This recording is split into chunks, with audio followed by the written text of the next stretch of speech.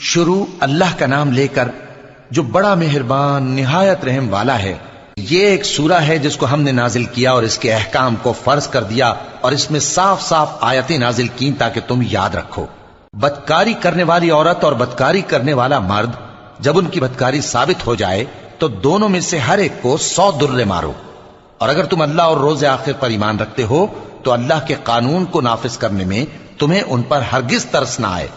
اور چاہیے کہ ان کی سزا کے وقت مسلمانوں کی ایک جماعت بھی موجود ہو۔ بدکار مرد تو بدکار یا مشرک عورت کے سوا کسی سے نکاح نہیں کرتا، اور بدکار عورت کو بھی بدکار یا مشرک مرد کے سوا اور کوئی نکاح میں نہیں لاتا، اور یہ یعنی بدکار عورت سے نکاح کرنا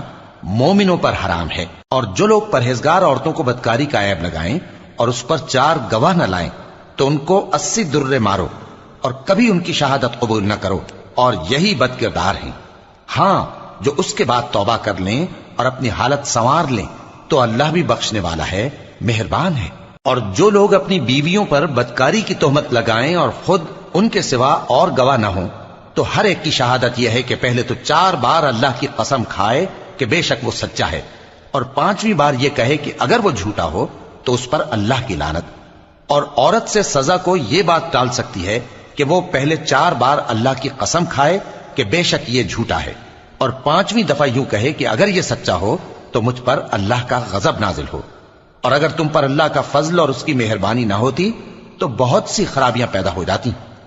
اور یہ کہ اللہ توبہ قبول کرنے والا ہے، حکیم ہے۔ جن لوگوں نے یہ بہتان باندھا ہے وہ تمہیں میں سے ایک جماعت ہے، اس کو اپنے حق میں برا نہ سمجھنا، بلکہ وہ تمہارے لیے اچھا ہے۔ ان میں سے جس شخص نے گناہ کا جتنا حصہ لیا اس کے لیے اتنا وبال ہے، اور جس نے ان میں سے اس بہتان کا بڑا بوجھ اٹھایا ہے اس کو بڑا عذاب ہوگا۔ جب تم نے وہ بات سنی تھی تو مومن مردوں اور عورتوں نے کیوں اپنے دلوں میں نیک گمان نہ کیا، اور کیوں نہ کہہ دیا کہ یہ کھلم کھلا بہتان ہے؟ یہ بہتان لگانے والے اپنی بات کی تصدیق کے لیے 4 گواہ کیوں نہ لائے؟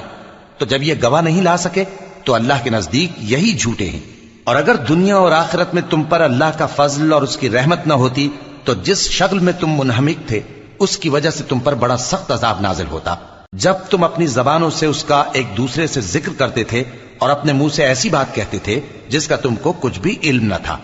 اور تم اسے ایک ہلکی بات سمجھتے تھے،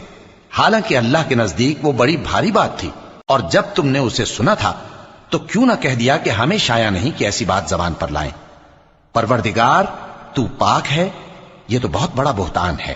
اللہ تمہیں نصیحت کرتا ہے کہ اگر مومن ہو تو پھر کبھی ایسا کام نہ کرنا، اور اللہ تمہارے سمجھانے کے لیے اپنی آیتیں کھول کھول کر بیان فرماتا ہے، اور اللہ جاننے والا ہے، حکمت والا ہے۔ جو لوگ اس بات کو پسند کرتے ہیں کہ مومنوں میں بے حیائی یعنی تہمت بدکاری کی خبر پھیلے، ان کو دنیا اور آخرت میں دکھ دینے والا عذاب ہوگا، اور اللہ جانتا ہے اور تم نہیں جانتے۔ اور اگر تم پر اللہ کا فضل اور اس کی رحمت نہ ہوتی تو کیا کچھ نہ ہوتا، مگر وہ کریم ہے، اور یہ کہ اللہ نہایت مہربان ہے، رحیم ہے۔ مومنوں، شیطان کے قدموں پر نہ چلنا، اور جو شخص شیطان کے قدموں پر چلے گا تو شیطان تو بے حیائی کی باتیں اور برے کام ہی بتائے گا۔ اور اگر تم پر اللہ کا فضل اور اس کی مہربانی نہ ہوتی تو ایک شخص بھی تم میں پاک نہ ہو سکتا، مگر اللہ جس کو چاہتا ہے پاک کر دیتا ہے، اور اللہ سننے والا ہے، جاننے والا ہے۔ اور جو لوگ تم میں صاحب فضل اور صاحب مال ہیں وہ اس بات کی قسم نہ کھائیں کہ رشتہ داروں اور محتاجوں اور وطن چھوڑ جانے والوں کو کچھ نہیں دیں گے، اور ان کو چاہیے کہ معاف کر دیں اور درگزر کریں۔ کیا تم پسند نہیں کرتے کہ اللہ تم کو بخش دے؟ اور اللہ تو بخشنے والا ہے، مہربان ہے۔ جو لوگ پرہیزگار اور برے کاموں سے بے خبر اور ایماندار عورتوں پر بدکاری کی تہمت لگاتے ہیں ان پر دنیا اور آخرت دونوں میں لعنت ہے، اور ان کو سخت عذاب ہوگا، یعنی قیامت کے روز جس دن ان کی زبانیں اور ہاتھ اور پاؤں سب ان کے کاموں کی گواہی دیں گے۔ اس دن اللہ ان کو ان کے اعمال کا پورا پورا اور ٹھیک ٹھیک بدلہ دے گا، اور ان کو معلوم ہو جائے گا کہ اللہ برحق اور حق کو ظاہر کرنے والا ہے۔ ناپاک عورتیں ناپاک مردوں کے لیے ہیں، اور ناپاک مرد ناپاک عورتوں کے لیے، اور پاک عورتیں پاک مردوں کے لیے ہیں، اور پاک مرد پاک عورتوں کے لیے۔ یہ پاک لوگ ان جھوٹوں کی باتوں سے بری ہیں، اور ان کے لیے بخشش اور نیک روزی ہے۔ مومنوں، اپنے گھروں کے سوا دوسرے لوگوں کے گھروں میں گھر والوں سے اجازت لیے اور ان کو سلام کیے بغیر داخل نہ ہوا کرو، یہ تمہارے حق میں بہتر ہے، اور ہم یہ نصیحت اس لیے کرتی ہیں کہ شاید تم یاد رکھو۔ پھر اگر تم گھر میں کسی کو موجود نہ پاؤ تو جب تک تم کو اجازت نہ دی جائے اس میں مت داخل ہو، اور اگر یہ کہا جائے کہ اس وقت لوٹ جاؤ تو لوٹ جایا کرو، یہ تمہارے لیے بڑی پاکیزگی کی بات ہے، اور جو کام تم کرتے ہو اللہ سب جانتا ہے۔ ہاں، اگر تم کسی ایسے مکان میں جاؤ جس میں کوئی نہ بستا ہو اور اس میں تمہارا اسباب رکھا ہو تو تم پر کچھ گناہ نہیں، اور جو کچھ تم ظاہر کرتے ہو اور جو پوشیدہ کرتے ہو اللہ کو سب معلوم ہے۔ مومن مردوں سے کہہ دو کہ اپنی نظریں نیچی رکھا کریں اور اپنی شرمگاہوں کی حفاظت کیا کریں،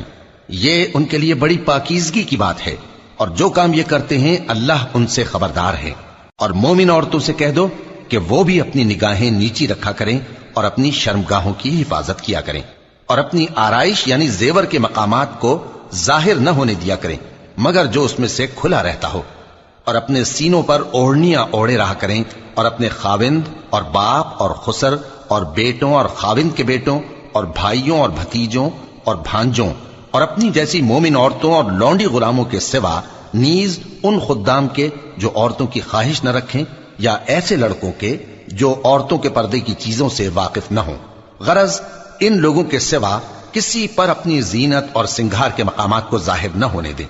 اور اپنے پاؤں ایسے طور سے زمین پر نہ مارے کہ جھنکار کانوں میں پہنچے اور ان کا پوشیدہ زیور معلوم ہو جائے۔ اور مومنوں سب اللہ کے آگے توبہ کرو تاکہ فلاح پاؤ، اور اپنی قوم کی بیوہ عورتوں کے نکاح کر دیا کرو، اور اپنے غلاموں اور لونڈیوں کے بھی جو نیک ہوں نکاح کر دیا کرو۔ اگر وہ مفلس ہوں گے تو اللہ ان کو اپنے فضل سے غنی کر دے گا، اور اللہ بہت وسعت والا ہے، سب کچھ جاننے والا ہے۔ اور جن کو بیاہ کا مقدور نہ ہو وہ پاک دامنی کو اختیار کیے رہیں یہاں تک کہ اللہ ان کو اپنے فضل سے غنی کر دے۔ اور جو غلام تم سے مکاتبت یعنی مال دے کر پروانہ آزادی کی تحریر چاہیں، اگر تم ان میں صلاحیت اور نیکی پاؤ تو ان سے مکاتبت کر لو، اور اللہ نے جو مال تم کو بخشا ہے اس میں سے ان کو بھی دو۔ اور اپنی باندیوں کو اگر وہ پاک دامن رہنا چاہیں تو دنیاوی زندگی کے فوائد حاصل کرنے کے لیے بدکاری پر مجبور نہ کرنا، اور جو ان کو مجبور کرے گا تو ان بیچاریوں کے مجبور کیے جانے کے بعد اللہ بخشنے والا ہے، مہربان ہے۔ اور ہم نے تمہاری طرف روشن آیتیں نازل کی ہیں، اور جو لوگ تم سے پہلے گزر چکے ہیں ان کی خبریں اور پرہیزگاروں کے لیے نصیحت۔ اللہ آسمانوں اور زمین کا نور ہے، اس کے نور کی مثال ایسی ہے کہ گویا ایک طاق ہے جس میں ایک چراغ ہے، اور چراغ ایک قندیل میں ہے، اور قندیل ایسی صاف شفاف ہے کہ گویا موتی کا سا چمکتا ہوا تارا ہے۔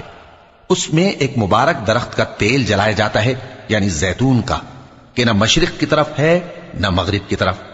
ایسا معلوم ہوتا ہے کہ اس کا تیل خواہ آگ اسے نہ بھی چھوئے جلنے کو تیار ہے، بڑی روشنی پر روشنی ہو رہی ہے۔ اللہ اپنے نور سے جس کو چاہتا ہے سیدھی راہ دکھاتا ہے، اور اللہ جو مثالیں بیان فرماتا ہے تو لوگوں کے سمجھانے کے لیے، اور اللہ ہر چیز سے واقف ہے۔ وہ قندیل ان گھروں میں ہے جن کے بارے میں اللہ نے ارشاد فرمایا ہے کہ بلند کیے جائیں اور وہاں اللہ کے نام کا ذکر کیا جائے،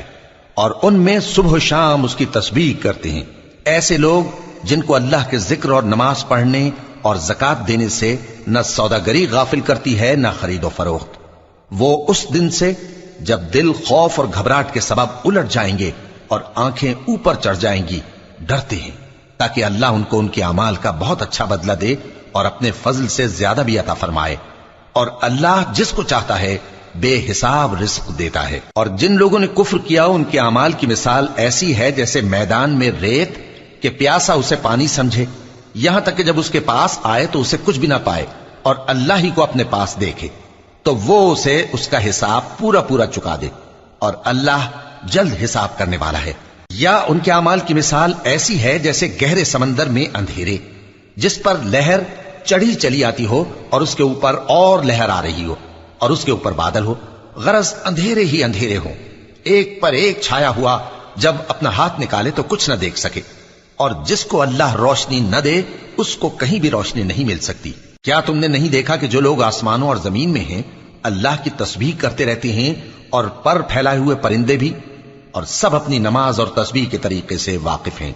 اور جو کچھ وہ کرتے ہیں سب اللہ کو معلوم ہے، اور آسمان اور زمین کی بادشاہی اللہ ہی کے لیے ہے، اور اللہ ہی کی طرف لوٹ کر جانا ہے۔ کیا تم نے نہیں دیکھا کہ اللہ ہی بادلوں کو چلاتا ہے، پھر ان کو آپس میں ملا دیتا ہے، پھر ان کو تہ بتہ کر دیتا ہے، پھر تم دیکھتے ہو کہ بادل سے مے نکل کر برس رہا ہے، اور آسمان میں جو اولوں کے پہاڑ ہیں ان سے اولے نازل کرتا ہے، تو جس پر چاہتا ہے اس کو برسا دیتا ہے، اور جس سے چاہتا ہے ہٹا رکھتا ہے، اور بادل میں جو بجلی ہوتی ہے اس کی چمک آنکھوں کو خیرہ کر کے بینائی کو اچ کے لیے جاتی ہے۔ اللہ ہی رات اور دن کو بدلتا رہتا ہے، اہل بصارت کے لیے اس میں بڑی عبرت ہے۔ اور اللہ ہی نے ہر چلنے پھرنے والے جاندار کو پانی سے پیدا کیا، تو ان میں سے بعض ایسے ہیں کہ پیٹ کے بل چلتے ہیں، اور بعض ایسے ہیں جو 2 پاؤں پر چلتے ہیں، اور بعض ایسے ہیں جو 4 پاؤں پر چلتے ہیں۔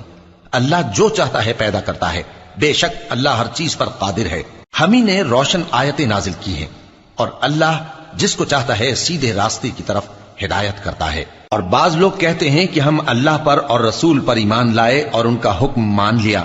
پھر اس کے بعد ان میں سے ایک فریق پھر جاتا ہے، اور یہ لوگ صاحب ایمان ہی نہیں ہیں، اور جب ان کو اللہ اور اس کے رسول کی طرف بلایا جاتا ہے تاکہ پیغمبر ان کا قضیہ چکا دیں، تو ان میں سے ایک فریق منہ پھیر لیتا ہے، اور اگر ان کو حق ملتا ہو تو اس کی طرف قبول کر کے چلے آتے ہیں۔ کیا ان کے دلوں میں بیماری ہے، یا یہ شک میں ہیں، یا ان کو یہ خوف ہے کہ اللہ اور اس کا رسول ان پر ظلم کریں گے؟ نہیں، بلکہ یہ خود ہی ظالم ہیں۔ مومنوں کی تو یہ بات ہے کہ جب اللہ اور اس کے رسول کی طرف بلائے جائیں تاکہ وہ ان میں فیصلہ کریں، تو کہیں کہ ہم نے حکم سن لیا اور مان لیا، اور یہی لوگ فلاح پانے والے ہیں۔ اور جو شخص اللہ اور اس کے رسول کی فرما برداری کرے گا اور اس سے ڈرے گا اور اس کا تقوی اختیار کرے گا، تو ایسے ہی لوگ مراد کو پہنچنے والے ہیں۔ اور یہ اللہ کی سخت سخت قسمیں کھاتے ہیں کہ اگر تم ان کو حکم دو تو سب گھروں سے نکل کھڑے ہوں۔ کہہ دو کہ قسمیں مت کھاؤ، پسندیدہ فرما برداری درکار ہے، بے شک اللہ تمہارے سب اعمال سے خبردار ہے۔ کہہ دو کہ اللہ کی فرما برداری کرو اور رسول کے حکم پر چلو، اگر منہ موڑو گے تو رسول پر اس چیز کا ادا کرنا ہے جو ان کے ذمے ہے، اور تم پر اس چیز کا ادا کرنا ہے جو تمہارے ذمے ہے، اور اگر تم ان کے فرمان پر چلو گے تو سیدھا رستہ پالو گے، اور رسول کے ذمے تو صاف صاف پہنچا دینا ہے۔ جو لوگ تم میں سے ایمان لائے اور نیک کام کرتے رہے، ان سے اللہ کا وعدہ ہے کہ ان کو ملک کا حاکم بنا دے گا، جیسا ان سے پہلے لوگوں کو حاکم بنایا تھا، اور ان کے دین کو جسے اس نے ان کے لیے پسند کیا ہے مستحکم و پائیدار کرے گا، اور خوف کے بعد ان کو امن بخشے گا۔ وہ میری عبادت کریں گے اور میرے ساتھ کسی چیز کو شریک نہ بنائیں گے، اور جو اس کے بعد کفر کرے تو ایسے ہی لوگ بد کردار ہیں۔ اور نماز پڑھتے رہو اور زکات دیتے رہو اور پیغمبر کے فرمان پر چلتے رہو تاکہ تم پر رحمت کی جائے، اور ایسا خیال نہ کرنا کہ کافر لوگ ہم کو زمین میں مغلوب کر دیں گے، ان کا ٹھکانہ دوزخ ہے اور وہ بہت برا ٹھکانہ ہے۔ مومنوں، تمہارے باندی غلام اور جو بچے تم میں سے بلوغ کو نہیں پہنچے 3 دفعہ یعنی 3 اوقات میں تم سے اجازت لیا کریں، ایک تو نماز فجر سے پہلے، اور دوسرے گرمی کی دوپہر کو جب تم کپڑے اتار دیتے ہو، اور تیسرے عشاء کی نماز کے بعد۔ یہ 3 وقت تمہارے پردے کے ہیں، ان کے آگے پیچھے یعنی دوسرے وقتوں میں نہ تم پر کچھ گناہ ہے اور نہ ان پر، کہ کام کاج کے لیے ایک دوسرے کے پاس آتے رہتے ہو۔ اس طرح اللہ اپنی آیتیں کھول کھول کر بیان فرماتا ہے، اور اللہ بڑا علم والا ہے، بڑا حکمت والا ہے۔ اور جب تمہارے لڑکے بالغ ہو جائیں تو ان کو بھی اسی طرح اجازت لینی چاہیے جس طرح ان سے اگلے یعنی بڑے آدمی اجازت حاصل کرتے رہے ہیں۔ اس طرح اللہ تم سے اپنی آیتیں کھول کھول کر بیان فرماتا ہے، اور اللہ جاننے والا ہے، حکمت والا ہے۔ اور بڑی عمر کی عورتیں جن کو نکاح کی توقع نہیں رہی اور وہ زائد کپڑے اتار کر سر ننگا کر لیا کریں تو ان پر کچھ گناہ نہیں، بشرطے کہ اپنی زینت کی چیزیں نہ ظاہر کریں، اور اگر اس سے بھی بچیں تو یہ ان کے حق میں بہتر ہے، اور اللہ سنتا ہے، جانتا ہے۔ نہ تو اندھے پر کچھ گناہ ہے اور نہ لنگڑے پر اور نہ بیمار پر اور نہ خود تم پر کہ اپنے گھروں سے کھانا کھاؤ، یا اپنے باپ دادا کے گھروں سے، یا اپنی ماؤں کے گھروں سے، یا بھائیوں کے گھروں سے، یا اپنی بہنوں کے گھروں سے، یا اپنے چچاؤں کے گھروں سے، یا اپنی پھوپھیوں کے گھروں سے، یا اپنے ماموؤں کے گھروں سے، یا اپنی خالاؤں کے گھروں سے، یا اس گھر سے جس کی کنجیاں تمہارے ہاتھ میں ہوں، یا اپنے دوستوں کے گھروں سے۔ اور اس کا بھی تم پر کچھ گناہ نہیں کہ سب مل کر کھانا کھاؤ یا جدا جدا۔ پھر جب گھروں میں جایا کرو تو اپنے گھر والوں کو سلام کیا کرو، یہ اللہ کی طرف سے مبارک اور پاکیزہ تحفہ ہے۔ اس طرح اللہ اپنی آیتیں खोल खोल कर बयान फरमाता है ताकि तुम समझो। मोमिन तो वो हैं जो अल्लाह पर और उसके रसूल पर ईमान लाए और जब कभी ऐसे काम के लिए जो जमा होकर करने का हो पैगंबर के पास जमा हो तो उनसे इजाजत लिए बगैर चले नहीं जाते। ए पैगंबर, जो लोग तुमसे इजाजत हासिल करते हैं वही अल्लाह पर और उसके रसूल पर ईमान रखते हैं। सो जब ये लोग तुमसे किसी काम के लिए इजाजत मांगा करें तो इनमें से जिसे चाहा करो इजाजत दे दिया करो और इनके लिए अल्लाह से बख्शिश मांगा करो। कुछ शक नहीं कि अल्लाह बख्शने वाला है, मेहरबान है। मोमिनो, पैगंबर के पुकारने को ऐसा ख्याल न करना जैसा तुम आपस में एक दूसरे को पुकारते हो। बेशक अल्लाह को वो लोग मालूम हैं जो तुम में से आंख बचाकर खिसक जाते हैं। तो जो लोग उनके हुक्म की मुखालिफत करते हैं उनको डरना चाहिए कि ऐसा ना हो कि उन पर कोई आफत पड़ जाए या तकलीफ देने वाला अजाब नाजिल हो। देखो, जो कुछ आसमानों और जमीन में है सब अल्लाह ही का है। जिस तरीक पर तुम हो वो उसे जानता है और जिस रोज लोग उसकी तरफ लौटाए जाएंगे तो जो अमल वो करते रहे वो उनको बता देगा और अल्लाह हर चीज से वाकिफ है।